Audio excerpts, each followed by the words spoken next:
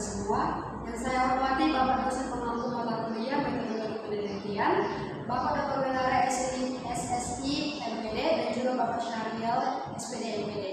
Perkenalkan, nama saya Nur Sari WM sekali ini dengan NIM 123241118 akan memaparkan proposal saya yang berjudul pengaruh media monopoli terhadap minat belajar IPAS pada materi sistem pencernaan manusia kelas 5 SD negeri 12 saya itu.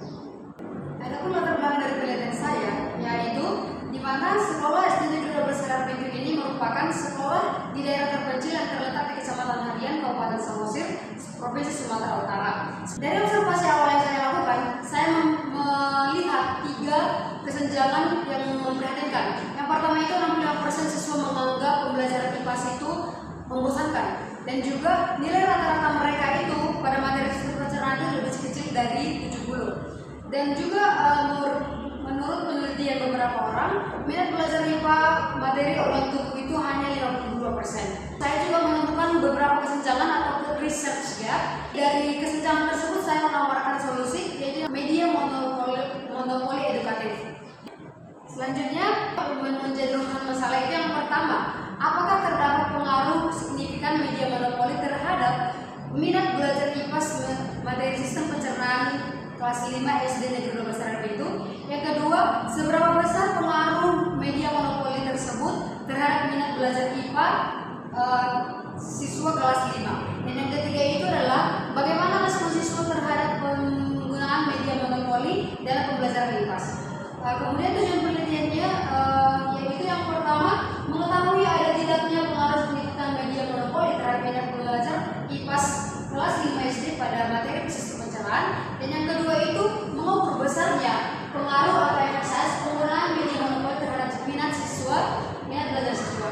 Dan juga yang ketiga, mendeskripsi respon siswa terhadap penggunaan media monopoli dalam pembelajaran IPAS. Selanjutnya, untuk landasan teori, yang pertama itu konstruktivisme Vygotsky, yang kedua itu self determination theory, yang ketiga itu play based learning, dan juga yang ketiga keempat itu kerucut pengalaman ideal, di mana media permainan merupakan pengalaman langsung terencana paling konkret dan juga ringan.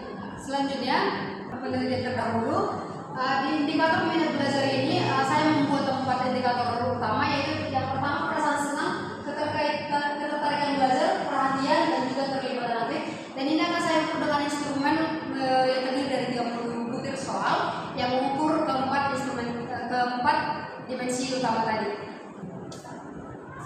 Selanjutnya itu kerangka berpikir dan hipotesis. Variabel di sini variabel bebasnya adalah media monopoli, dan variabel dia akan terikat yaitu minat belajar IPAS siswa kelas 5. Hipotesis di penelitian saya yang pertama berarti tidak terdapat pengaruh signifikan media monopoli terhadap minat belajar IPAS kelas 5 SD negeri 12 Sadar Pintu. Sementara HA merupakan terdapat pengaruh signifikan media monopoli terhadap minat belajar IPAS kelas 5 SD negeri 12 Sadar Pintu. Selanjutnya itu metodologi penelitian. Adapun desain penelitian saya yaitu menggunakan pendekatan kuantitatif dengan desain kuasi eksperimen dengan jenis non-equivalent control group design, di mana nanti saya akan membagi 2 kelompok, yaitu yang pertama di kelas 5A itu adalah kelompok eksperimen, dan 5B merupakan kelompok kontrol, dan akan diberikan pretest dan juga perlakuan dan juga post test ya, dan akan saya lakukan di lokasinya itu di SD negeri 12 Sadar Pintu Kecamatan Harian, Kabupaten Samosir.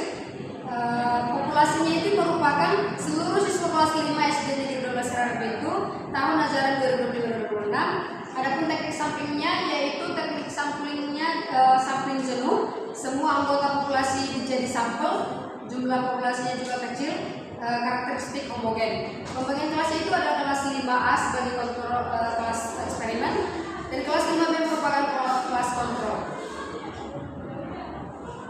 Selanjutnya itu metodologi instrumen uji kualitas reliabilitas. Jadi saya akan memberikan angket 30 butir pernyataan skala lingkar tempat poin, dan juga lempar observasi di atas butir dan terlibat aktif siswa, dan tekniknya adalah angket, observasi, dan dokumentasi. Adapun uji validitas dan reliabilitas, yang pertama itu uji validitas isi atau content validity. Yang pertama itu expert judgment, yang kedua itu metode content validity ratio, dan juga kriteria valid itu jika nilai CVI-nya lebih besar sama dengan 0,80. Yang kedua, validitas konstruk, uji coba 30 siswa kelas 5 sekolah lain, dan juga metodenya korelasi produk moment Pearsall, valid jika R dihitung jika R bernilai 0,361. Realitas instrumen itu yang pertama pakai metode Cronbach alpha atau SPSS. Kriterianya reliable alpha jika lebih besar sama dengan 0,70 dan semakin mendekati 1,0 maka semakin reliable. Selanjutnya ada metodologi atau teknis analisis data. Teknis analisis data ini terbagi, saya akan melakukan 5 tahap. Yang pertama tahap statistik deskriptif. Yang kedua uji normalitas yang menggunakan Shapiro-Wilk test. Yang ketiga itu uji homogenitas dengan menggunakan Leibniz test for equality of variance. Yang keempat itu uji hipotesis normal dan homogen jika independent sample test nilainya 0,05. Jika tidak normal atau tidak homogen maka akan saya gunakan Mann-Whitney test. H0 jika ditolak jika p-value-nya lebih kecil dari 0,05. Kemudian yang kelima adalah uji effect size. Saya menggunakan Cohendy untuk mengukur besarnya pengaruh. Cukup sekian yang dapat saya paparkan tentang seminar proposal saya. Saya ucapkan terima kasih.